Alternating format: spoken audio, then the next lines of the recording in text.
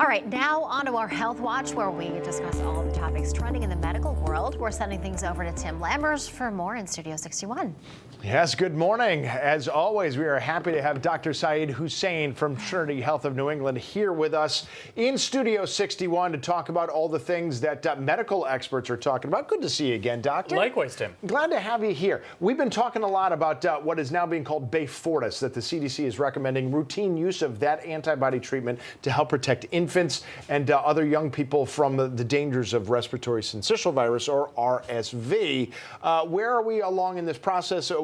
Do we know anything more about this treatment than we didn't know before? Yeah, Tim. So the CDC's Advisory Committee on Immunization Practices just weighed in, gave the green light and guidance on when and how to use this drug. This is great because it's the first time we'll go into RSV season with something that can offer protection to the most vulnerable, that is infants under the age of 24 months. And so if you are an infant under the age of 8, then it is highly recommended you get this. It's a single injection. It's an antibody that will last for about 5 months per studies that were done. And this is usually the duration of RSV season to begin with. But this is in addition to the vaccine that we spoke about last week, along with the vaccine in the elderly above the age of 60. Yeah, this is wonderful news. And boy, if you know anybody who works at children's hospitals, they know all about RSV come flu season. They are just packed. So that would be good. I want to get your take on this. There's a new study that revealed that asthma-related visits to the emergency rooms in the U.S. as a whole went up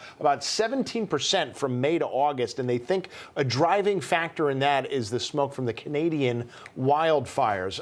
What are some signs that maybe some people could be having a little extra asthma-related problems, asthmatic problems, that could be tied to that smoke? Yeah, so this is a study that looked at primarily the Midwest and Northeast, and there were 19 days here during the summer, Tim, where the air quality index was 101 or higher, which means it's unhealthy, especially in individuals who have underlying problems, medical conditions, lung issues such as asthma, for instance. And it basically on those days, there was a 17% increase than normal baseline in terms of asthma-related ER visits. What this means is, if we do have such days, which will probably happen in the future, it's important to take precautions, stay indoors as much as you can, and if you do have underlying asthma and you need to go out, then make sure you take your rescue inhaler 15 minutes before you need to go outdoors. 15 minutes, please remember that. All right. Also, talking about COVID, of course, there's always new variants popping up. We're starting to see some rates rise again, not in any concerning degree that I'm hearing anybody say, but the CDC has also released some new guidelines for testing and isolation, including mask wearing, and of course the vaccinations coming up. Where do we stand in terms of how much, obviously experts always want to keep their eye on it for us, what should just the general public be doing going into the winter? So there are a couple of variants that are probably behind this increase. It's nowhere close to the summer surges we've had in the past. What you need to keep in mind as we go into fall is keep an eye out in terms of the CDC's recommendations for the new vaccine that will probably come out, Tim, in mid-September to late September, which will be hopefully a good match for the most dominant strains that are circulating right now.